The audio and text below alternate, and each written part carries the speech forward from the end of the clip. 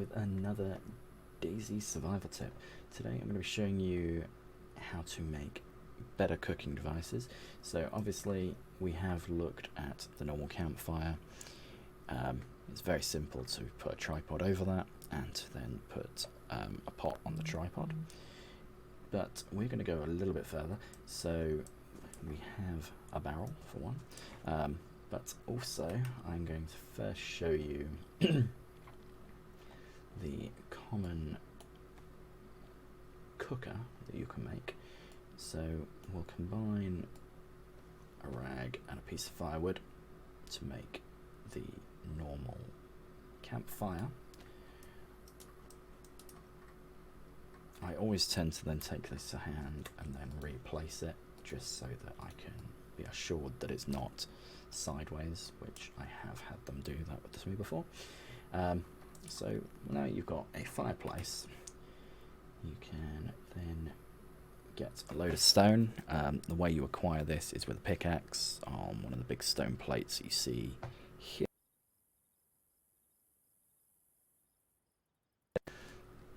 So you apply these to the upgrade here. Now when you look at it, you've created a stone circle, but it does also then give you the option to press and hold F to build the oven. If you then build that, there you go, as you can see, there's now an open fronted oven on that. So next thing we would do if we are wanting to cook on this, I would advise using a pot, because otherwise you're just throwing food into the fire, which is never good. And let's put a piece of venison in there. Next you want to take some water. If you don't put water into the pot, you will still burn when you're cooking. You see there it says pour. And you'll see that the pot now has a little white line showing you there's water in there. As long as there's water in there, it doesn't matter how much.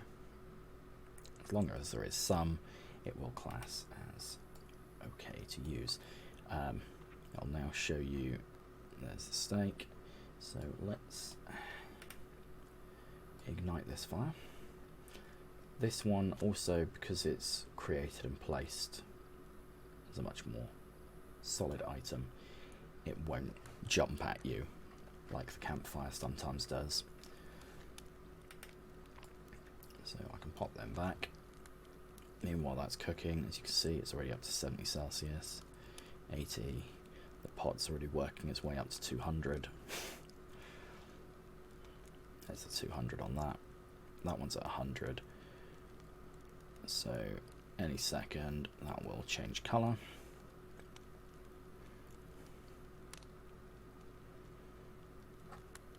The other good thing about this as well is you can't get close enough to get yourself burnt. You can get close enough to get overheated, so do watch that when you are cooking.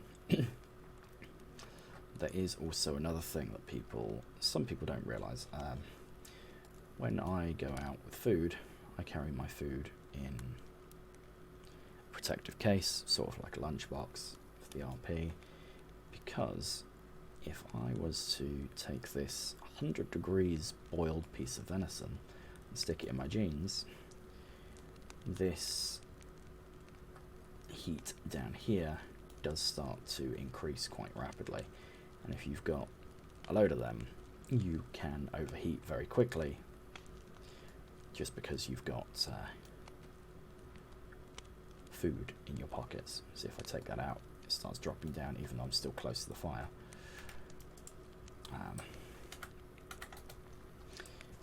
It's actually not behaving too badly, but sometimes it does jump straight through the roof, the temperature.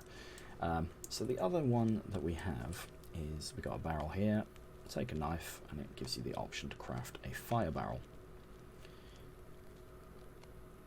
So this one jumps at you when you craft the fire barrel. Once you've got it, it's there. You can't as far as I've seen, move the fire barrel once it's been used. So do keep this in mind at the moment. Put it where you want it to stay. So I've opened the barrel. Now I can see inside. Anything you put in here will get damaged very badly. So also keep that in mind should you be wanting to store anything in there. So we'll place our wood and our kindling in, same as you would if you was placing it into the normal fireplace. And this one's a lot more simple because that's in. I then come over and ignite. Now I'm only using one piece of wood on these because it'll burn out quite quickly. So fire's going in there. Put them back up there. So same situation as before. I now close the lid. So obviously this is a good way to keep yourself warm as well. The fire barrel can be used for a number of things, and it's what we prefer to use in the camp. I have made one of those before in the camp, the cookers, but it did despawn on a server restart. So every time you want to feed the fire, you do have to open this up.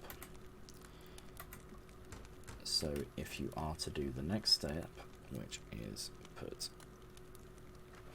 something on top, like the cooking pot, once again, let's add some water. Of course, you can also use both of these methods to boil water. That is essentially boiling the water now anyway.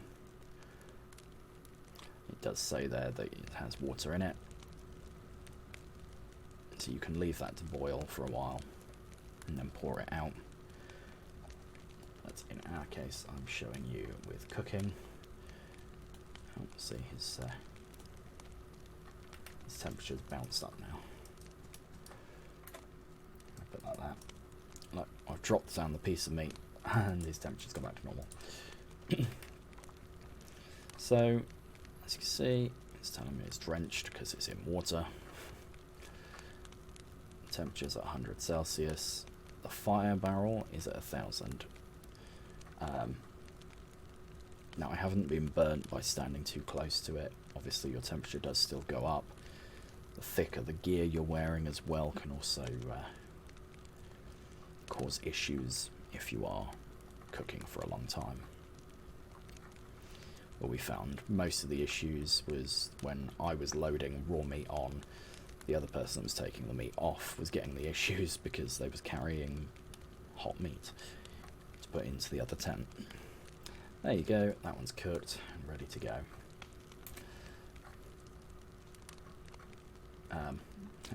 Also, because the meat is drenched, it does occasionally show you as being wet, as if you've been in water as well. So there you have it, guys and girls. More ways to cook without using a stick, or worse, throwing your hard-earned food directly onto a fireplace to burn.